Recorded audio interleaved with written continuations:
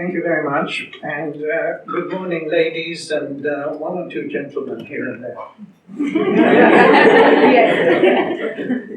It's more and more normal. Yeah.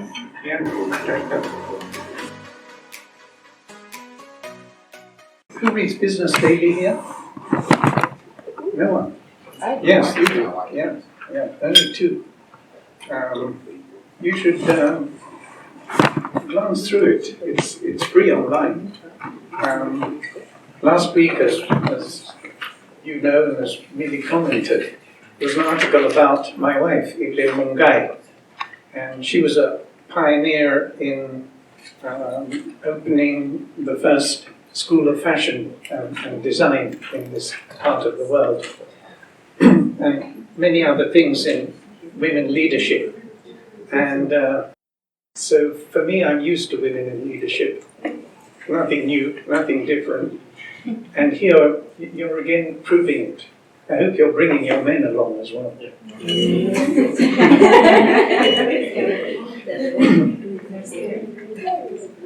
So, one of the things that I'm told women are known for is that they're more emotionally intelligent than men. Yeah. I'm not sure about that. Am I less emotionally intelligent than you? I don't think so. So I was asked to talk about emotional intelligence today. Don't block the screen. My slides have disappeared for some reason. I'm glad I was asked to speak on that subject. When I was coming over here with my Uber driver and I was telling him I was going to be talking about that, he was very curious and he promised because he couldn't show up here, he'd Google emotional intelligence and find out more about it. So, you can see the initials after my name, can't you? Do you know what they stand for?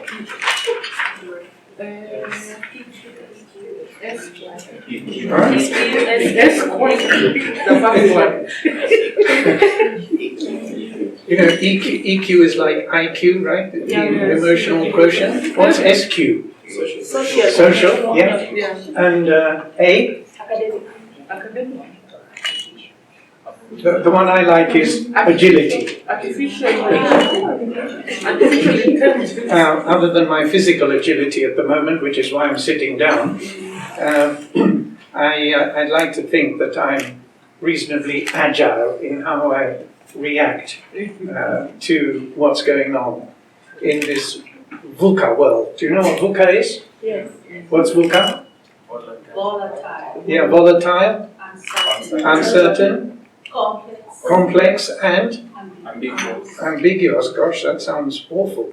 That sounds like this Wednesday. The one I like is VUCA 2 that I came across, how to deal with VUCA. So you have, instead of volatile, you have visualizing, looking at that aspirational future, Vision 2030. Now we're told that we're going to work on Vision 2062. Then you understanding, using data, analyzing.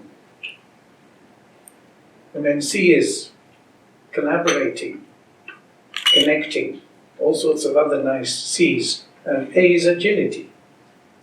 So that's how you deal with VUCA. You go at it with VUCA 2. It's a pity there's no E there, otherwise they'd be emotionally intelligent. So, many years ago, I ran a session on emotional intelligence for the senior management and the heads of department of one of the very big hospitals here. And one of the heads of department said at the beginning, because I asked, so what do you know about emotional intelligence? He told me this. He says, I know about emotions, and I know about intelligence, but I don't know how the two work together.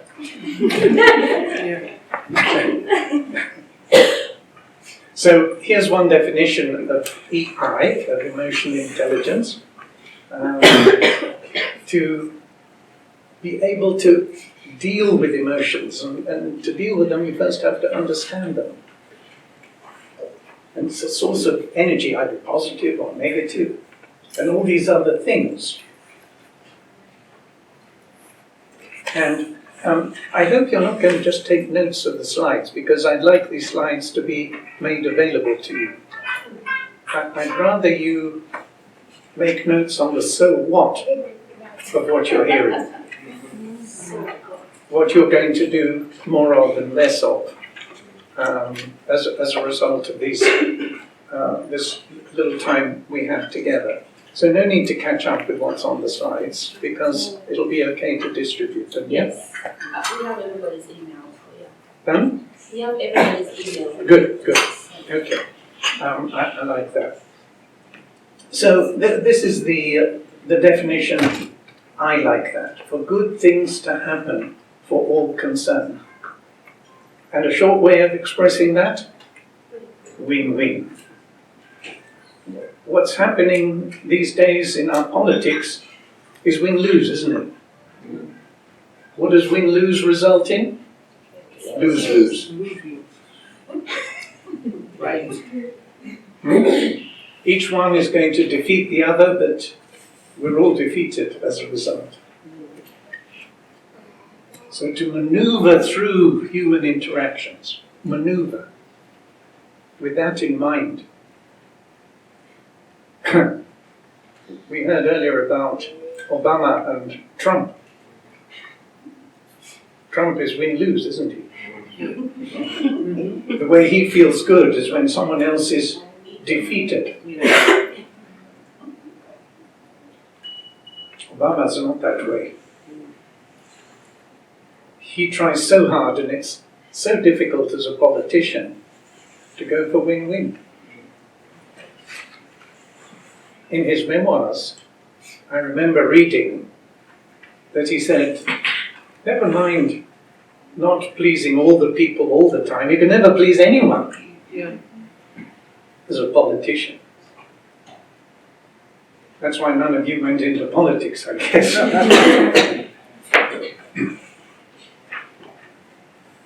So, what makes us emotionally intelligent? These are the different elements within that. And the first is to recognize your emotions or feelings. I actually prefer the word feelings better, but they're both good.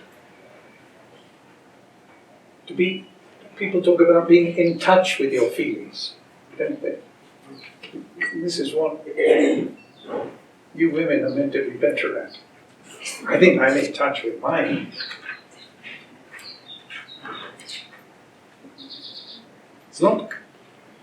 It's necessary but not sufficient to be in touch with them. You have to manage them. Not let them run all over you and prevent you from negotiating to win-win. And motivating myself, that's a sign of maturity. Don't rely on your parent, your teacher, your boss, your spouse, your mother-in-law. You motivate yourself. So this is the mix of me and myself. And once you've sorted that out, you're ready to engage with others around you. So you have to recognize their emotions. Now, how do you recognize emotions? It's internal, isn't it? You've got to look at body language. Yeah? Read between the lines. Not be fooled by masks that people put on. And then having understood and read these emotions, to empathize. That word is being used a lot these days as a key element of leadership. It didn't used to be. You were meant to be the macho leader, the boss, the big man. That's before you women came in, except for my wife. So empathizing means putting yourself in their shoes so that you can manage win-win relationships. All this is a build-up to developing win-win relationships. That's what contemporary leadership, in terms of the literature about leadership, is all about these days. It is no longer about the Trump style of macho big man leadership and giving instructions.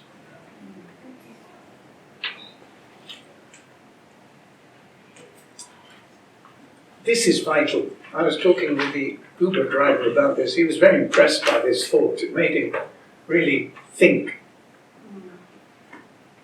When necessary, when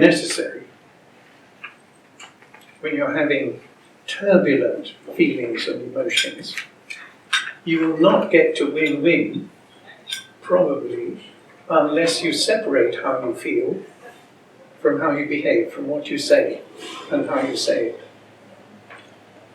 He asked me, so how do you do that? I said, you need to find the strength to do it. But if you're conscious of the need for that, people like you will find that strength. It is vital for emotional intelligence. You may feel like strangling that agent on the call center when you couldn't get through some portal and sort out your new car registration plate with NTSA or whatever. And what I do, taking that as a real life example, and I'll be writing about this in one of my business daily columns soon, is that when you're angry about some, internet thing, and you ring a call center, the person on the line, it's not their fault, is it? No point being angry with them. It's not fair. So you feel, you want to really blast the company through the person. So what I say, I tell them, as I did recently to NTSA, it's a terrible system, it doesn't respond, it tells them I didn't have my vehicles registered. I said, I'm talking through you, not to you. And it's good for you to pass on my upsettedness to whoever in your organization you should, to escalate. And we have a good relationship then, a friendship, where they feel relieved that they don't have to put up with me blasting them. It's like when you check in at Kenya Airways and the flight's delayed or you've had to queue for 2 hours to get there. It's not the fault of the poor agent at the desk, is it? So you better separate how you feel from how you behave with that person. That's just one example. If you're angry with your parents or your children, how do you behave in a way that still gets you to that win-win situation? It's a bit long since I've had to worry about that with my children. Now I have to apply that to my great-grandson, who fortunately is a good guy. He's a win-win sort of guy. So here are these 3 empathies. I wanted to come back to empathies. And the first one is cognitive. You're in touch with how they think. That's the intellectual side of things. The understanding how they think. And then you have the emotion side, how they feel. And the thing about these two is that it can still be in your interests. Trump understands how people think and feel. That's how he built his base, isn't it? In a selfish way. He's very emotionally intelligent in that context. But what he lacks is this third element, the care for these other people, the empathetic concern. Someone like Trump would say, that's a sign of weakness. You're a wimp. You're a loser. But what he doesn't understand is that actually he is the loser by going fully lose. He wins in the short term and loses in the long term.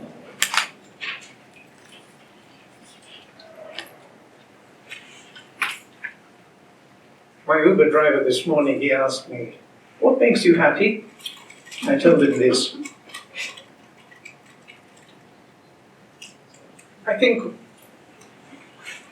when we're children, we're happy, we're carefree, we're light, we're creative, we joke and we laugh. But then too many of us have it beaten out of us. It's suppressed. Don't allow that. For me, it's in whatever situation I find myself. Not least as a chairman of companies, as a chairman of boards. And particularly when there's a delicate situation to lighten the atmosphere, where there's conflict, where there's stalemate, to make it easier to do what? To get to win-win. A light touch, a sense of humor. When I came here in the late 70s, I found that, when you're a senior person in an important position and wearing a suit, you've got to be serious. None of this joking, trivialization nonsense. Stop it. No, I'm not into that. Moy was the champion of that, the public Moy. I only met him once. We were donating some computers and we did it at State House. He was cheerful, laughing, good listening. I think that's probably the real Moy. He was putting on this act of the stern parent any time he appeared in public, because we were all naughty children.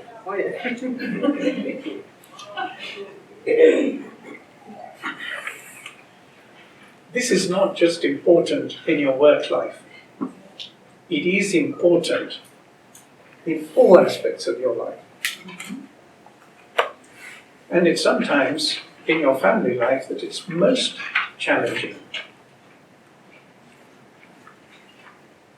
And this is again where the light touch helps a lot. My mother-in-law, Mrs. Kimeni, and I used to joke so much. She first started calling me Kamau. Then I did some massage and it cured a couple of headaches. She gave me an honorary doctorate, so I became Dr. Kamau. So every time she talked to my wife, she passed away some years ago, she would always end by saying, give my regards to Dr. Kamau. She had a good sense of humor. We had a good relationship. And that's something for you all to think about in terms of where you are. I'm not saying you've got bad relationships, but to take it to a next warmer, lighter level. I was married before, and so Evelyn was my second wife, not simultaneous. And she had 2 children, I had 2 children, and her daughter Washuka and I had a great laughing relationship. And whenever I send her a WhatsApp, I sign off as WSF. You can see that last one there. What does WSF stand for? Wicked Stepfather. Blended family is another one. My children and my family from my first marriage are such close buddies with those of my Kenya family, and that's wonderful. Win-win. But too often, there's all these emotions and not enough emotional intelligence to bring people together. So are you the integrator the convener, the mediator, to help people get to win-win, both out of work and within work.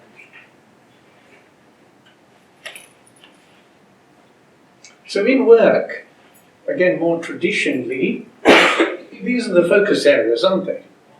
So let's get serious and be disciplined. Let's not fool around and waste time on this emotional nonsense.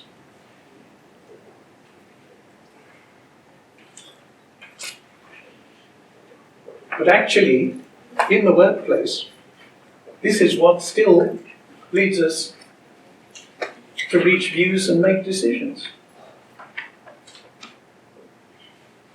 And then we justify it with facts and figures, because we don't want to show that we're actually guided by emotions. But we are, and it's good to be aware of that. As a colleague, vis-à-vis your supervisors, your managers, and increasingly, as you rise in leadership, the people who report to you elsewhere in the organization. So for me as a chairman of boards, I have to look around at each board member. And as emotional intelligence requires, read between the lines between what they're saying and what they're feeling and what's really motivating them. Why are they really having this view or that view? And a lot of this has to do, for instance, with attitude to risk. If you're less risk averse, you're more ambitious. You think you can go for more growth. You can put up with things that don't work. And there's one board I'm on where this distinguishes the directors between the bold and the timid, between the cost minimizers and the revenue maximizers. And you've got to understand that. Okay, you understand it, but you still then have to mediate as the chairman or chairwoman.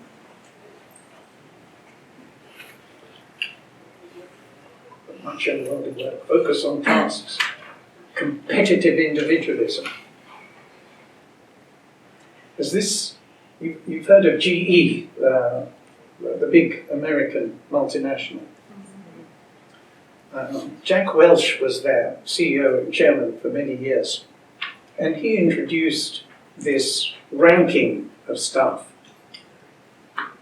So each staff member got a grade relative to their performance objectives, their key performance indicators.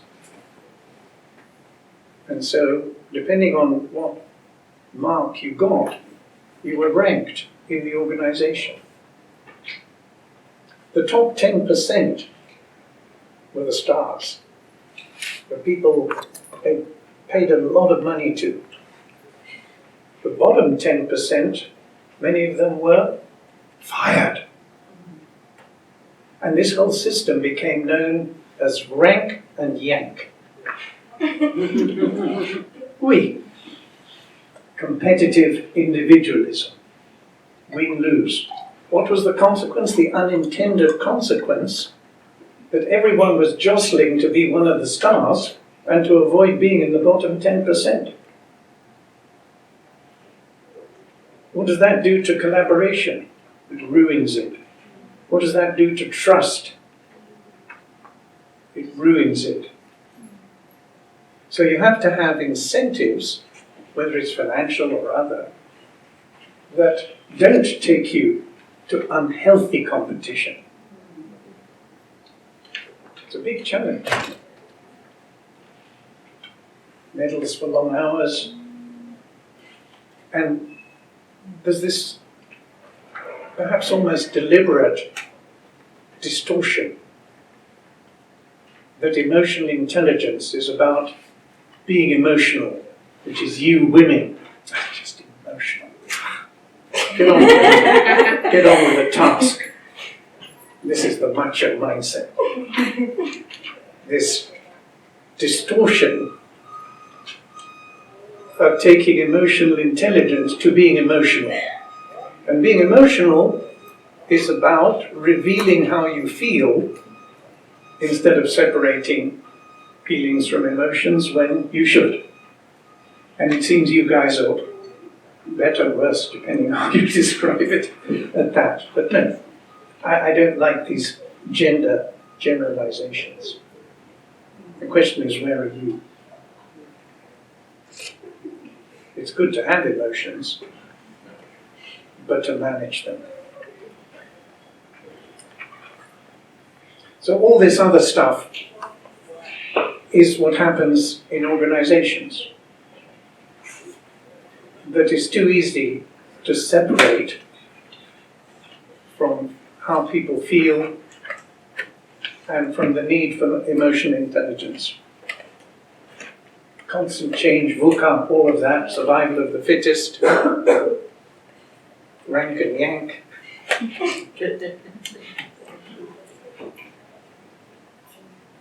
But this is the problem, the unintended consequence. It's devastating. And yet in that macho world, all this was ignored. And its consequences were ignored. And so they were saying, no, you've got to be unemotional. Again, twisting what all that means to suit the macho mindset.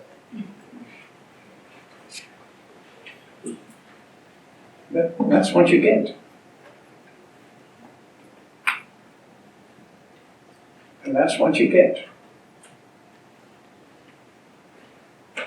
It's so obvious when it's spelled out like that, isn't it? But that's so commonplace still today. When people will meet like that and boast to each other how they are macho leaders. But they don't get this.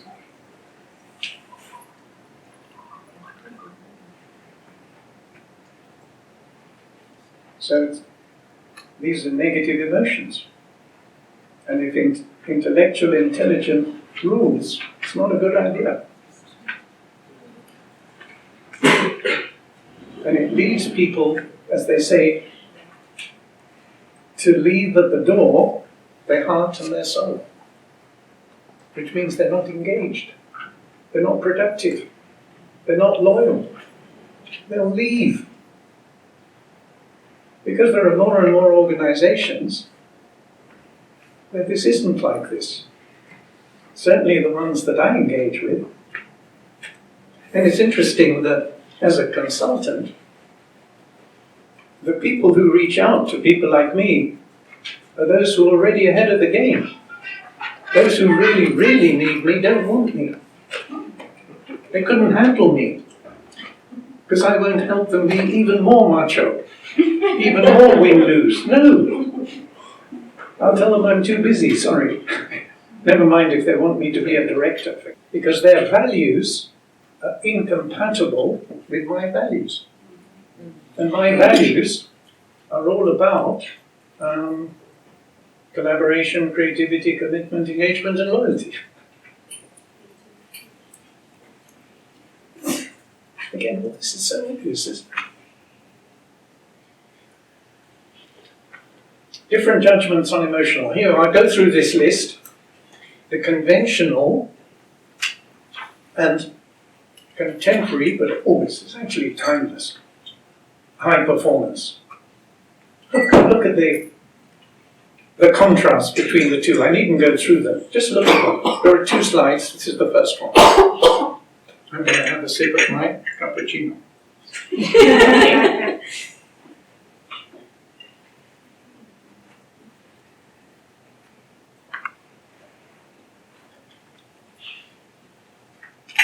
Get the picture?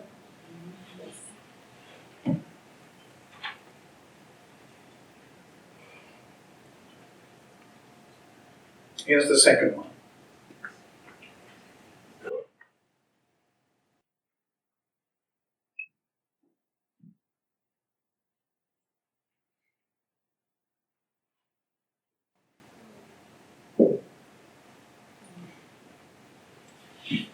It's interesting, this conventional stuff on the left there, it's often someone who has that view is someone who feels insecure as a leader. And my best example of this is Trump.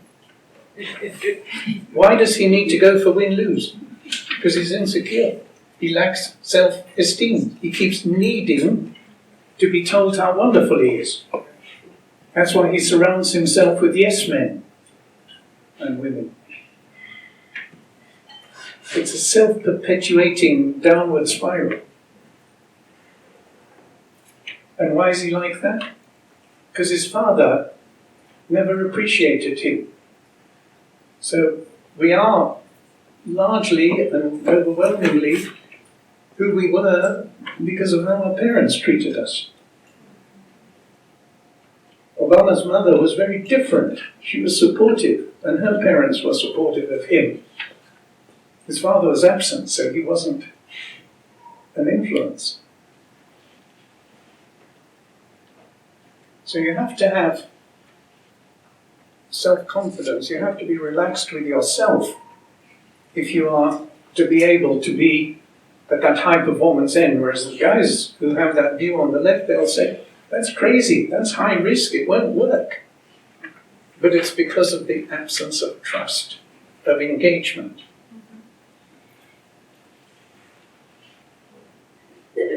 Traditionally, leaders, and this is going back to the 19th century, when you had the Industrial Revolution, the Agricultural Revolution, so leadership was leading people on the shop floor of factories, on the farm. And that's how a lot of these leadership approaches were developed at the time. Then, 21st century view, the 21st century, and not just in the 21st century, but began in the Second World War, 1950s, we started getting knowledge workers, educated people, thoughtful people, critical thinking, all that stuff. Not just doing robotic activity repeatedly, all day, every day, throughout your life. It requires a dramatically different leadership style. And it assumes curiosity, desire for learning and growth, career development, all of those things.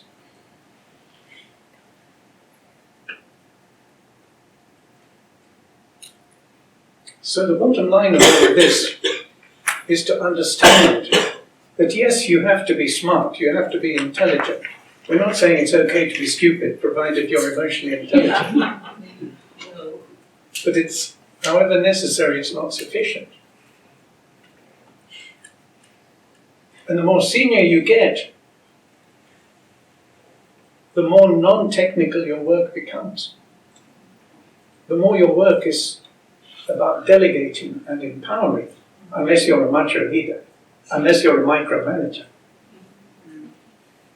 And therefore, emotional intelligence is at the center of it.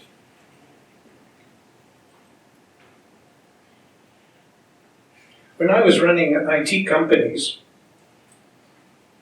and I had my technical people, my engineers, my software people, quite a lot of them had neglected to develop their non-technical skills. And as they rose into management, they realized how they were missing out, and they regretted not having been exposed to this. And you feel upset with those who provided you with that education, at home, at school, university, whatever. Why didn't they tell me about these things? If we look at the competency-based curriculum now, it's at the center of it all. Life skills, values-based education, etc. The latest one, the Labour Party in England, their leader, Sir Keir Starmer, has just said that one of the key things, and also the Prime Minister, that young people need to learn is communication skills. Yes. Yesterday, my daughter, who was in California from my first marriage, sent me a video of her daughter, who's 7, holding a microphone like that and giving a speech. Oi, wonderful. It's possible at a very young age.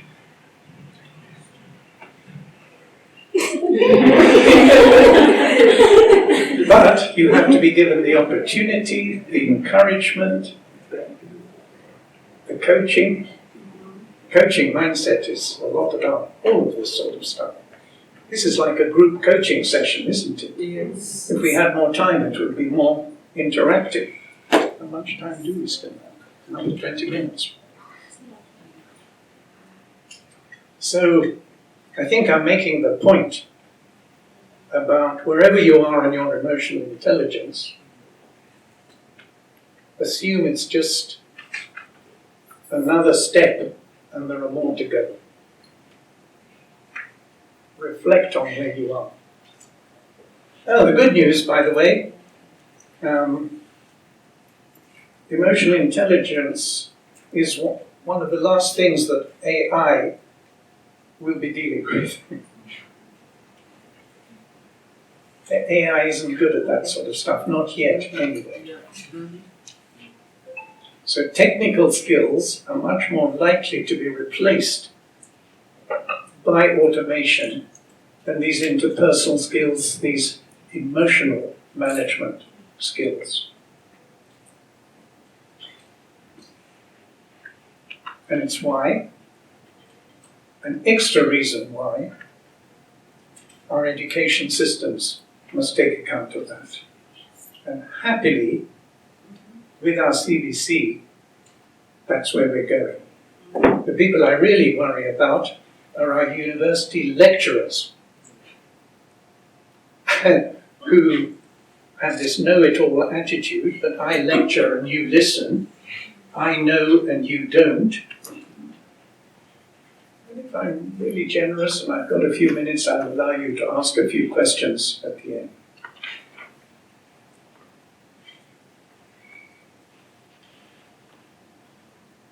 Coming back to leadership, the 6 qualities, I read this one a while ago, that influence the performance of US presidents. You see the 6 there, and you see one of them is emotional intelligence, right? Which is the most important of these 6, did they reckon?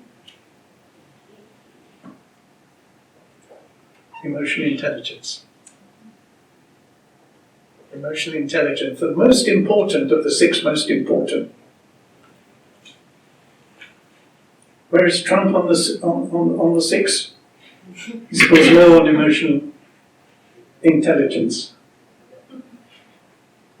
Where he has been superb in order to win the presidency is public communication and political skill.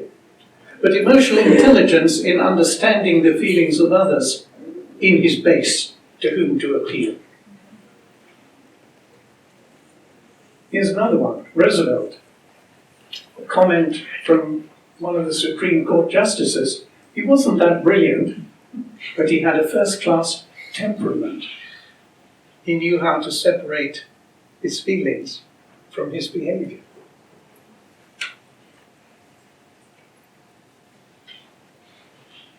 I'll skip over these because we don't have time.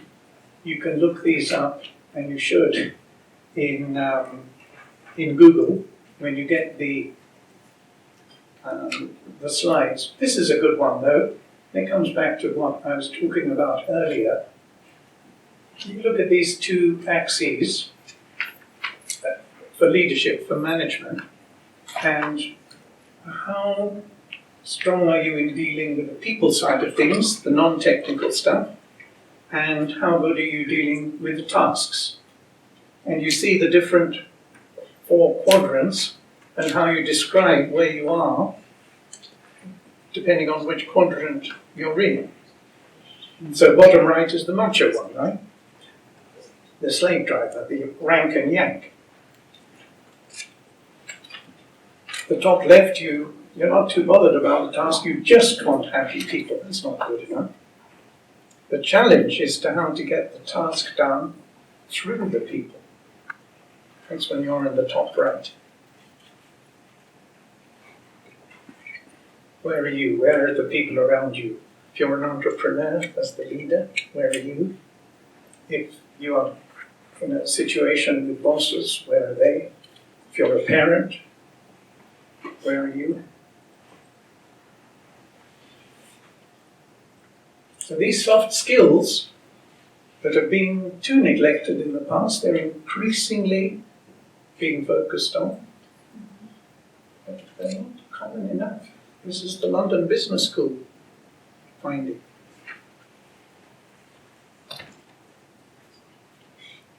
And again, this that I'm not at home with this quote feminine ones. I think because of this is how these things are expressed, I have to say that feminine within me is alive.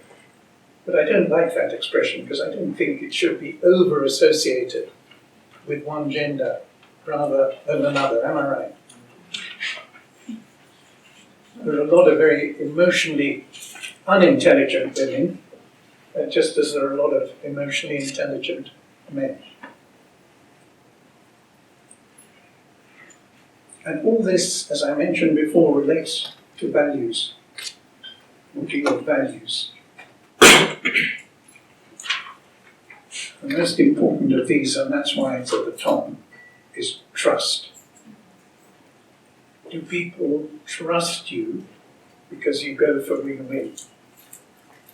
And you don't just talk about it, you actually have this mediation mindset.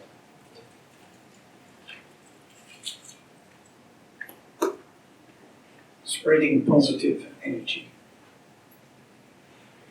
A lot of it. I now want to come on to this thing that again I suggest that you look up, transactional analysis. This was put together in the 1950s as part of a lot of those that I was showing you before. Those management theories were put together in the 1950s when knowledge workers were becoming more common. And in fact, at that time, my father was the worldwide head of management training for Shell. And they were really ahead of the game in all this sort of stuff. And he was meeting with those sorts of guys, traveled to America and elsewhere. And he taught me so much about all of this. And including this transactional analysis. I don't know that there's a day goes by without me referring to transactional analysis. So what's it all about? It's about win-win scenarios, but in a very particular way. And it starts with this I'm okay, you're okay mindset. And I mentioned this before, didn't I? Trump, I'm okay, you're not okay. But actually covering up an I'm not okay, insecurity. It's a mask, this I'm okay. And that's why he needs all the recognition. Obama, I'm okay, you're okay. Yes, we can. Yes, I can. Yes, you can. And assume adult interactions. When I came here, I was surprised to see the extent to which so many interactions were parent-child ones, in the workplace, in the families. And so we talk about the steep organizational pyramids, the big power gaps between levels. I refused to comply. I refused to buy into that.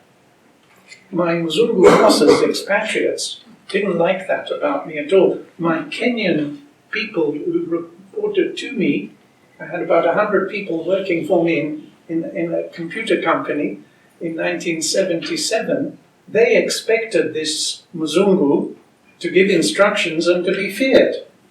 No, that's not how I was developed in London, where we'd been going through the swinging 60s and the Beatles and all Rolling Stones and all that stuff. No, I expected to be called Mike. Even now, when I'm chairman of organizations, I prohibit people from calling me Mr. Chairman. Some of them find it impossible. eventually saying, okay, this one, he has to call me Mr. Chairman. But I insist on being called Mike. In my Rotary Club, I don't want to be called past president, senior, elder, honorary Rotarian. Mike.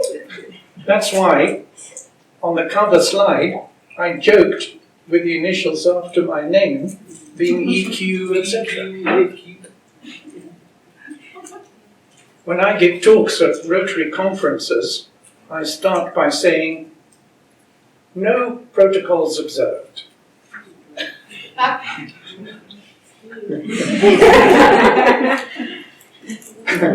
So adult.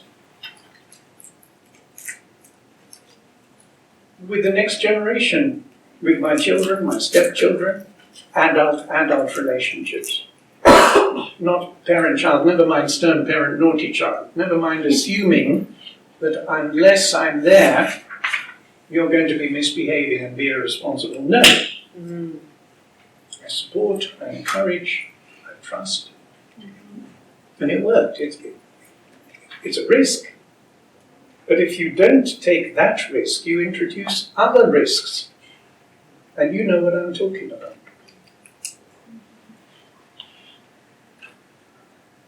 So you've either got, I'm okay, you're okay, adult, win-win, I'm strong, you're strong, or all those other options that are self-defeating, that are not sustainable. If you, like Trump, go for win-lose outcomes, as he did when he was in the real estate business in New York, people would only do business with him once. Because he'd make sure they lost. Why would I want to do business with you again?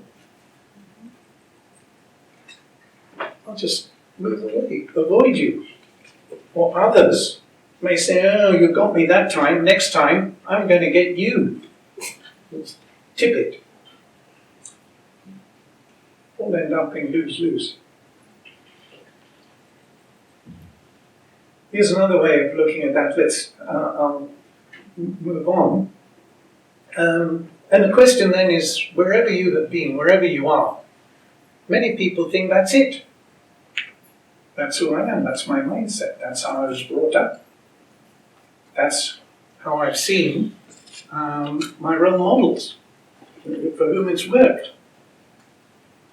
Moy was president for 20 years, what's the problem? If it ain't broke, don't fix it.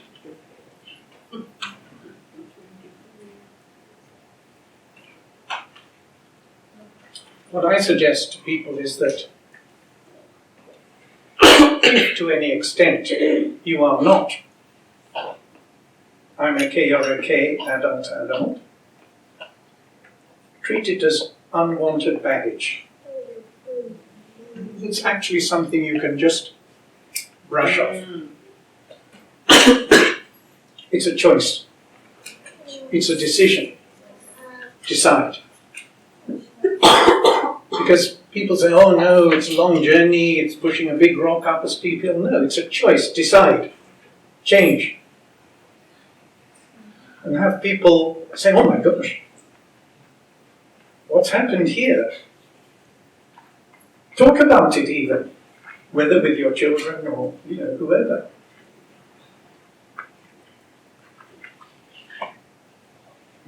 So this question of habits, mindsets, practice all the time. The more you practice, the better you get, the more it becomes the new normal. The unconscious competence.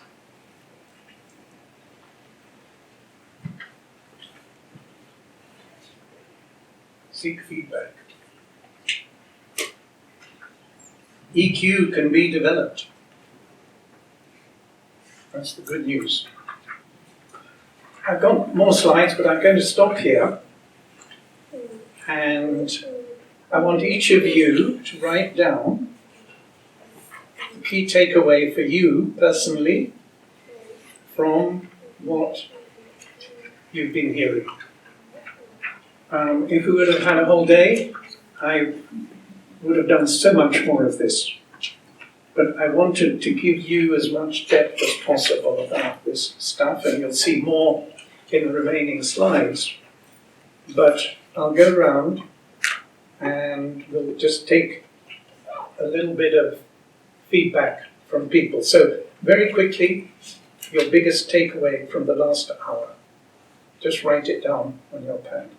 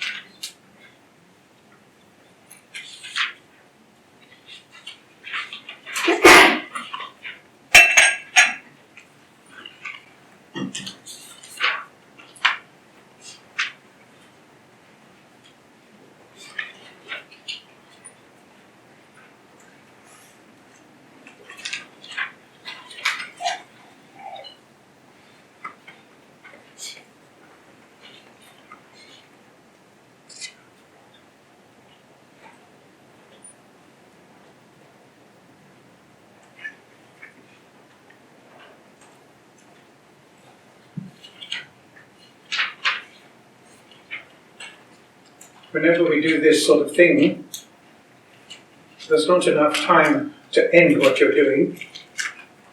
There's only enough time to do it, and then when time's up to stop. So stop.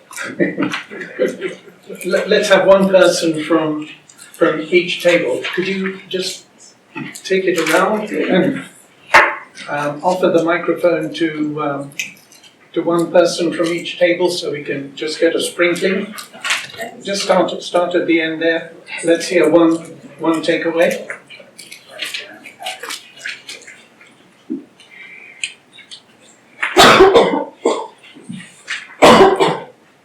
Hi, good afternoon. Okay, so my takeaway from emotional intelligence is what makes me emotionally intelligent is motivating myself, managing my own emotions, recognizing my emotions, recognizing other people's emotions. Recognizing and then managing. Yes. You got that? Because recognizing is necessary to go to the sufficient you must manage.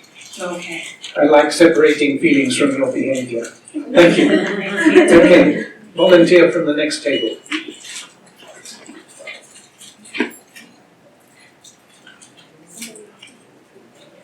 Yeah, gender balance, yeah.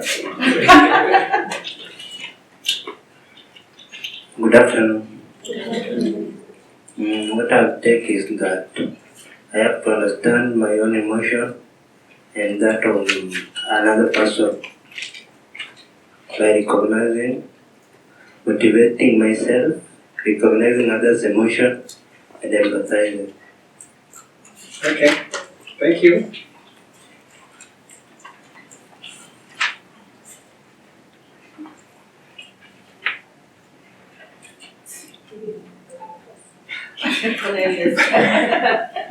So, good afternoon.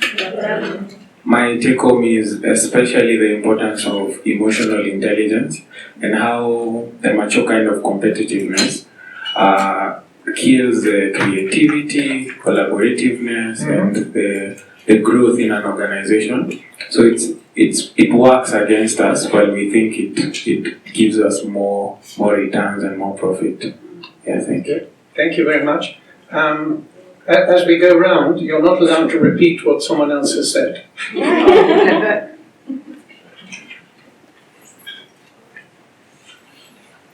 Hi.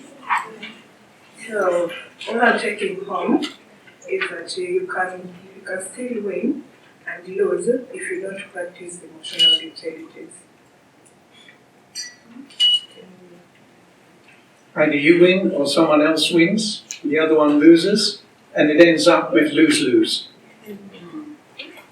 It's a mindset. And the mediator is the one who brings people together, who's not within the situation, but it helps people agree. Yeah.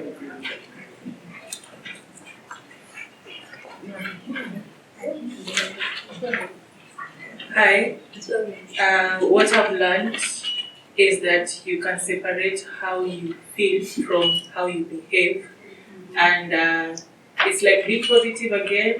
You should go through life as a torch. That's what I learned. And it's not just that you can, because some people think they can't separate the two.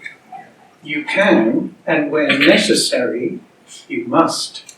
It's a choice, it's a decision, it requires strength.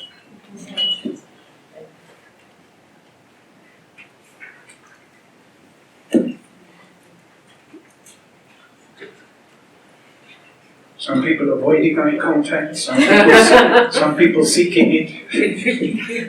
So my take home is we normally hold back from really trying to change and always giving excuse and justifying our bad reactions towards everything we do. That's how I am, that's how I was born. So my takeaway I think is just we can always manage our emotions, let's not give excuses, and let's treat all the difficult issues that we have so that we can have that emotional intelligence. Good, thanks. Your eye contact with me was permanently good.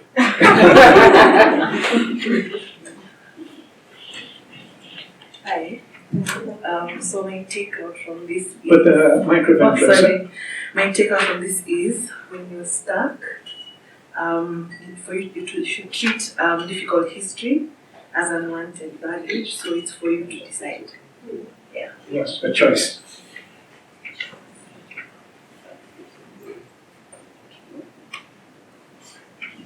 Good afternoon. I've also learned on different judgment on emotions. We have conventional and high performance. For conventional, we have some of the examples like sign of weaknesses, no place at work, avoiding emotions, confusion. And on high performance, we have some examples like essential at work, ready to explain and clarify, integrate, then seek them out.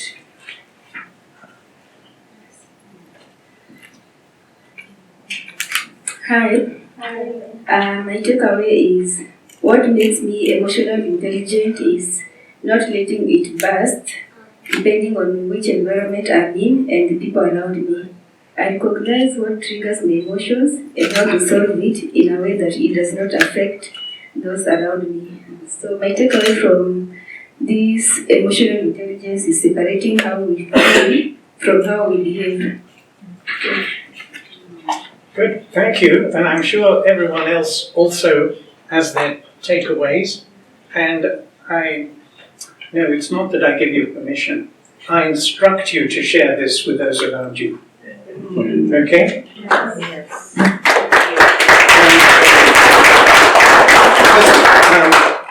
In conclusion, I think you can see how this relates to the theme for this conference.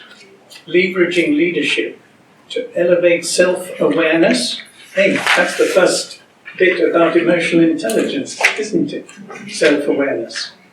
Recognizing my feelings. Growth mindset. If you develop your emotional intelligence, it implies a growth mindset. And mental health. If I'm okay, you're okay. Win-win. You're much more likely to be mentally healthy. So, well done for showing up to these two events, despite the win-lose political environment. Sorry, lose-lose. And it shows that you're ahead of the game, you want to go further. And looking around the room and all the bright eyes, you will. Thanks.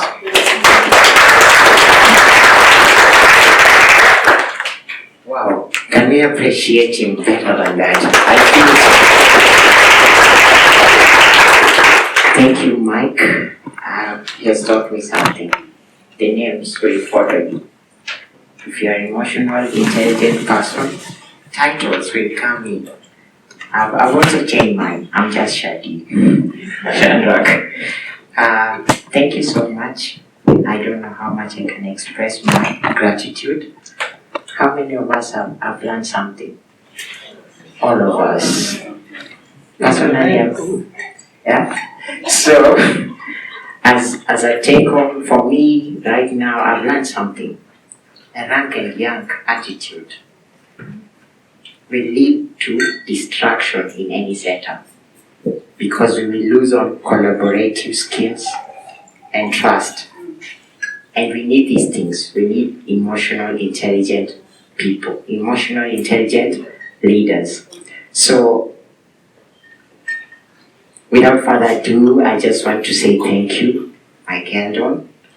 It's an honor and a privilege to have you here once again to enlighten us to become better leaders tomorrow. Even today, starting from today, thank you for reminding me your tomorrow begins today.